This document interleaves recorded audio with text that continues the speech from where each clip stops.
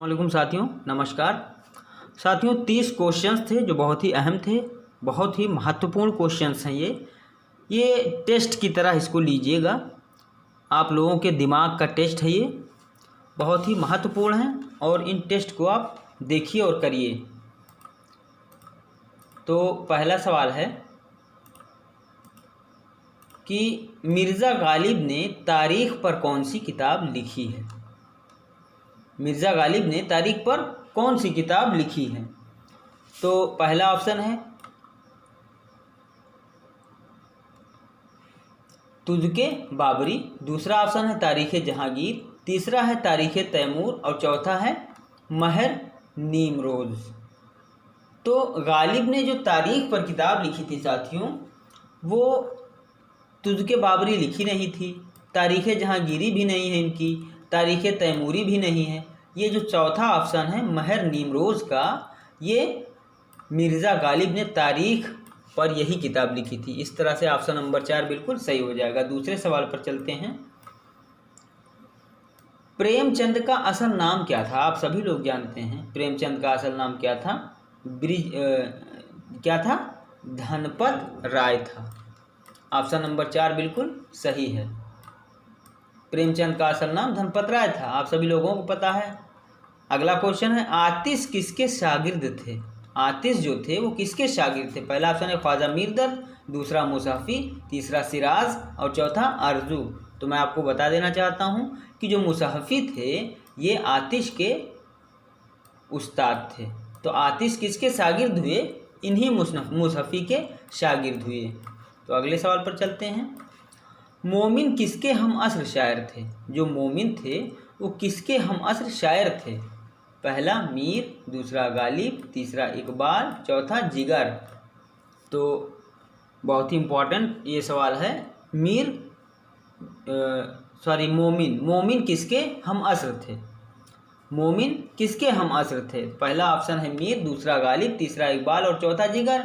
तो मैं आपको ये बता देना चाहता हूँ साथियों कि जो गालिब थे ये मोमिन के क्या थे, हम असर थे। ठीक, मोमिन के हम असर कौन थे? गालिब। इस तरह से आपका ऑप्शन नंबर 2 बिल्कुल सही हो जाएगा। मीर गलत हो जाएगा, इकबाल भी गलत है और जिगर भी गलत है, गालिब सही है। अगले सवाल पे चलते हैं। जो गुले नगमा है ये किसका मजमुआ कलाम है। हमने इसको कल आपको पढ़ाया है, अभी ज़्यादा समय नहीं हुआ है। गुले नगमा किसका जो है मजमुए कलाम है। तो आप सभी लोग जानते हैं कि जो गुले नगमा है वो फिराक गोरखपुरी का है। हमने कल ही पढ़ाया है आपको। इसी पर साहित्य अकादमी अवार्ड दिया गया था। अगला क्वेश्चन है तज़हीके रोज़गार किस नौइयत का कसीदा है। तज़हीके रोज़गार एक कसीदा है और पूछ रहा है किस नौइयत का कसीदा है। पहला ऑप्शन है मदहिया, दूसरा बहारिया, तीसरा हजूइया और चौथा रिसाइया। तो मैं आपको बता देना चाहता हूँ साथियों कि जो हजूइया है यही ऑप्शन नंबर 3 बिल्कुल सही हो जाएगा, क्योंकि जो तज़हीके रोज़गार है ये जो कसीदा है ये हजूइया नौइयत का कसीदा है। आगे चलते हैं। अली नामा किस मसनवी के जवाब में लिखी गई थी। ये मैंने आपको बताया था। पहला ऑप्शन है खाबरनामा, दूसरा शाहनामा, तीसरा फूलबन और चौथा शाकीनामा। तो आपको मैं बता देना चाहता हूँ साथियों कि जो शाहनामा है इसी के जवाब में मसनवी अली नामा लिखी गई थी। ध्यान में रखिएगा, भूलिएगा नहीं। अगला सवाल है जलवाए दरबार देहली किसकी नज़म है। जलवाए दरबार देहली किसकी नज़म है। तो ऑप्शन पढ़ लीजिए। पहला जोश, दूसरा अकबर, तीसरा इकबाल और चौथा हाली। तो मैं आपको बता देना चाहता हूँ कि जो अकबर इलाहाबादी थे, अकबर इलाहाबादी, इन्हीं की थी जलवाए दरबार देहली, ये नज़म है। तो अगले सवाल पे चलते हैं। जो आसारुल सनादियत का मुसन्निफ पूछ रहा है कि कौन है। आसारुल सनादियत का मुसन्निफ कौन है। तो पहला ऑप्शन है मोहम्मद हुसैन आज़ाद, दूसरा सर सैयद अहमद खां, तीसरा अब्दुल हलीम शरार और चौथा शुबली नैमानी। तो मैं आपको बता देना चाहता हूँ साथियों कि जो सर सैयद अहमद खां हैं यही मुसन्निफ हैं किसके, आसारुल सनादियत के मुसन्निफ यही सर सैयद अहमद खां हैं। तो अगला सवाल है कि इनमें से कौन दक्कनी शायर नहीं है। पूछ रहा है कि कौन दक्कनी शायर नहीं है। पहला गवासी, दूसरा नुसरती, तीसरा आबरू और चौथा हाशमी। आप सभी लोग जानते होंगे इस सवाल का जवाब। ये जो आबरू है ना, यही दक्कनी शायर नहीं थे। बाकी गवासी भी दक्कनी शायर थे, नुसरती भी दक्कनी शायर थे और हाशमी भी दक्कनी शायर थे। तो अगले सवाल पे चलते हैं। शाहीन का इस्तारा किस शायर ने इस्तेमाल किया। मैंने इस क्वेश्चन को आपको करवाया है, मुझे याद है। शाहीन का इस्तारा किस जो है शायर ने इस्तेमाल किया।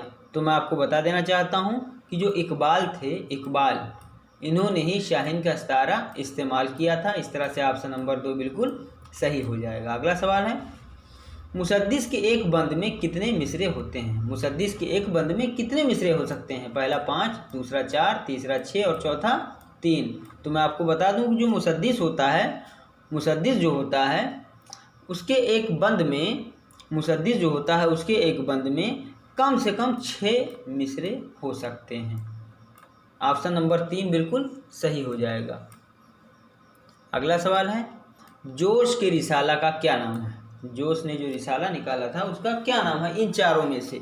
तो पहला है अंजुम, दूसरा मुरीख, तीसरा सुबहनु और चौथा कलीम। तो मैं आपको बता देना चाहता हूँ साथियों कि जो कलीम है यही जोश का रिसाला था। ऑप्शन नंबर 4 बिल्कुल सही हो जाएगा। अगला सवाल है, नवंबर को कौन सा दिन मनाया जाता है। नवंबर को, ये बहुत ही आसान सवाल है, आपके सिलेबस से बाहर का है ये। नवंबर को कौन सा दिन मनाया जाता है। मैं आपको बता दूं, नवंबर को यौम उर्दू मनाया जाता है।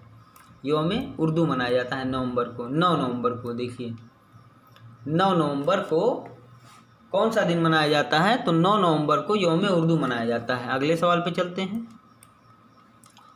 अगला सवाल है, आलमी यौम मादरी ज़ुबान कब मनाया जाता है। आलमी यौम मादरी ज़ुबान कब मनाया जाता है। ये भी आपके सिलेबस से बाहर का है, लेकिन फिर भी देख लीजिए, आलमी यौम मादरी ज़ुबान कब मनाया जाता है। तो मैं आपको बता दूं साथियों, 21 फरवरी को। ऑप्शन नंबर 1 बिल्कुल सही हो जाएगा।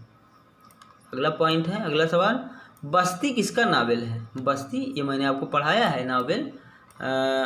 बस्ती किसका नावल है लिखा हुआ है, तो आपको ये देखना है कि बस्ती किसका नावल है। ऑप्शन देखिए, प्रेमचंद का है कि कृष्णचंद्र का है कि इंतज़ार हुसैन का है कि मंटू का है। आप सभी लोगों को पता होगा कि बस्ती जो नावल है वो इंतज़ार हुसैन का नावल है। अगले सवाल पे चलते हैं। गालिब के दूसरे खतूत के मजमूए का क्या नाम है। पूछा गया है गालिब का जो दूसरा खतूत का मजमूआ था उसका क्या नाम है। तो आप सभी लोगों को ध्यान में होगा शायद कि उर्दूए मोहल्ला नाम है। क्या नाम है, उर्दूए मोहल्ला। ऑप्शन नंबर 1 बिल्कुल सही हो जाएगा। अगले सवाल पे चलते हैं। किस बादशाह ने सौदा की शागिर्दगी इख्तियार की। कोई एक बादशाह था जिसने सौदा को कहा, आप हमारे मैं आपका शागिर्द हूँ और आप हमारे उस्ताद हैं। तो कौन सा ऐसा बादशाह था। पहला बहादुर शाह जफ़र, तीसरा शाह नसीर, चौथा शाह आलम और तीसरा शाह आलम और चौथा कुली कुतुब शाह। तो मैं आपको बता देना चाहता हूँ कि इस क्वेश्चन का आंसर जो है वो शाह आलम है। ये जो शाह आलम थे, शाह आलम द्वितीय, इन्होंने क्या किया कि कहा कि सौदा से कहा हम आपके शागिर्द बनने को तैयार हैं। तो अगले पेज पे चलते हैं। तो अगले पेज का पहला सवाल देखिए कि मसनवी की इब्तिदा कहाँ से हुई। बहुत ही अहम सवाल है ये, मसनवी की इब्तिदा कहाँ से हुई। पहला अरबिस्तान, दूसरा हिंदुस्तान, तीसरा पाकिस्तान और चौथा ईरान। ये सवाल मैंने शायद आपको करवाया हुआ है। मसनवी की इब्तिदा कहाँ से हुई है, तो मैं आपको बता देना चाहता हूँ साथियों, बताया भी था कि ईरान से। मसनवी की इब्तिदा कहाँ से हुई, ईरान से हुई। तो अगला पॉइंट है कि पंडित दयाशंकर नसीम किसके शागिर्द थे। जो पंडित दयाशंकर नसीम थे वो किसके शागिर्द थे पूछा जा रहा है। तो मैं आपको बता दूं, पहले आप विकल्प पढ़ लीजिए, कैफी के थे कि ज़ोक के थे कि अफजल के थे या फिर आतिश के थे। तो हम आपको बता देना चाहते हैं साथियों कि जो पंडित दयाशंकर नसीम थे ये आतिश के शागिर्द थे। किसके, आतिश के। तो अगला पॉइंट है, अगला सवाल पे चलते हैं। वाक़या करबला किस सन में ज़हूर पज़ेर हुआ, मतलब किस सन में ये उरूज पर आया। तो ऑप्शन नंबर 1 है 679 ईस्वी में, दूसरा 678, तीसरा 666 और चौथा 675। तो जो करबला है वाक़या, करबला का वाक़या जो है वो कौन से सन में जो है पजीर हुआ, मतलब कौन से सन में ये उरूज पर आया। तो मैं आपको बता देना चाहता हूँ साथियों कि जो करबला है वो 679 ईस्वी में उरूज पर आया। तो आपका विकल्प नंबर 1 यानी ऑप्शन नंबर 1 बिल्कुल सही हो जाएगा। अगला सवाल है, बेनज़ीर किस मसनवी का किरदार है? बेनज़ीर किस मसनवी का किरदार है? बहुत ही अच्छा क्वेश्चन है ये। पहला है ज़हर इश्क का, दूसरा ख्वाब व ख़याल का, तीसरा गुलजार नसीम का, चौथा शहरुल बयान का। तो मैं आपको बता देना चाहता हूँ कि जो बेनज़ीर है, जो बेनज़ीर किरदार है वो शहरुल बयान का किरदार है, शहरुल बयान का। इस तरह से आपका ऑप्शन नंबर 4 बिल्कुल सही हो जाएगा। अगला सवाल है कि अल हिलाल किसने जारी किया? बहुत ही आसान सवाल है। अल हिलाल किसने जारी किया? तो मैं आपको बता देना चाहता हूँ कि जो अल हिलाल है अबू कलाम आज़ाद ने जारी किया। अगला है बहस व तकरार। बहस व तकरार किसका मजमून है? बहस व तकरार, तो ऑप्शन देख लीजिए। पहला हाली, दूसरा शिबली और तीसरा डिप्टी नज़ीर अहमद और चौथा सर सैयद।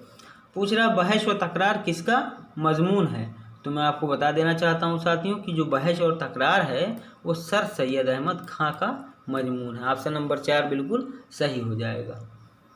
तो अगले सवाल पे चलते हैं। रामायण का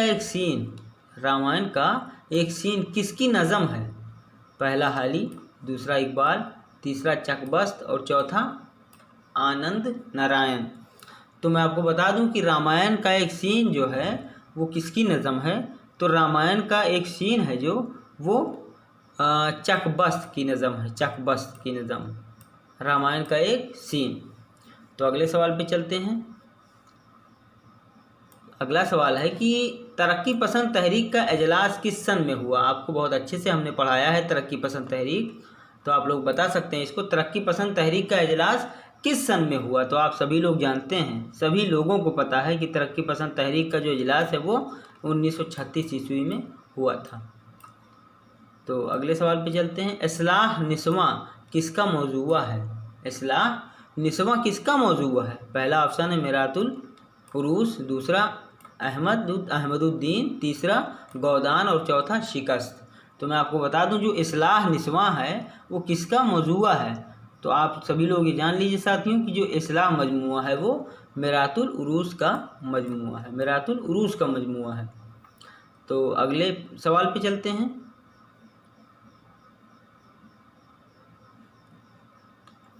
जो इस्लाह निस्वा पूछा गया है कि किसका मौजूआ है, मौजूआ, तो ये मिरातुल उरूस का मौजूआ। अगला सवाल जो है आपका 28वां कि उर्दू ज़बान का रस्मुल ख़त क्या है? उर्दू ज़बान का रस्मुल ख़त क्या है? पहला ऑप्शन है रोमन, दूसरा देवनागरी, तीसरा अरबी और चौथा इब्रानी।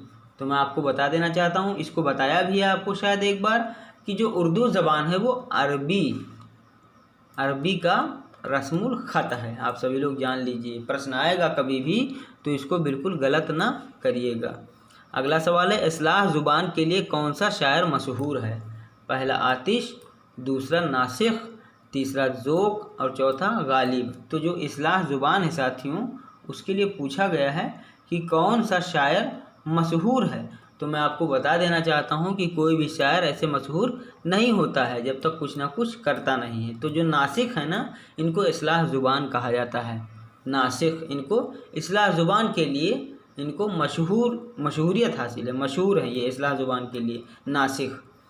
तो अगला सवाल है साक़ीनामा किसकी नज़म है? आप सभी लोग जानते होंगे साथियों, ये बहुत ही आसान सवाल है। साक़ीनामा किसकी नज़म है? ये साक़ीनामा, तो साक़ीनामा अक़बाल की नज़म है। किसकी? अक़बाल की। तो इसी के साथ आपके ये जो 30 सवाल थे वो ख़त्म हुए। और आप सभी लोगों का वीडियो पूरा देखने के लिए बहुत बहुत धन्यवाद। साथ ही साथ आप सभी लोगों से मेरी ये गुजारिश रहती है, आज भी मैं ये गुजारिश करूंगा साथियों कि जो नए लोग हैं या जिन लोगों ने हमारे इस चैनल को सब्सक्राइब नहीं किया है वो सभी लोग चैनल को सब्सक्राइब कर लें। साथ ही साथ अपने दोस्तों में शेयर किया करें साथियों, ताकि हमारा चैनल और बढ़े। और लाइक कमेंट तो करना भूला ही ना करें, वो तो बताने की ज़रूरत नहीं है। तो आप लोग कृपा करके हमारा जो चैनल है वो सब्सक्राइब करते रहें, जिन भाई बहनों ने नहीं सब्सक्राइब किया है वो, और जिन भाई बहनों ने सब्सक्राइब किया है उनको तहे दिल से शुक्रिया, धन्यवाद। तो पूरा वीडियो देखने के लिए बहुत बहुत शुक्रिया, बहुत बहुत धन्यवाद साथियों। अस्सलाम वालेकुम।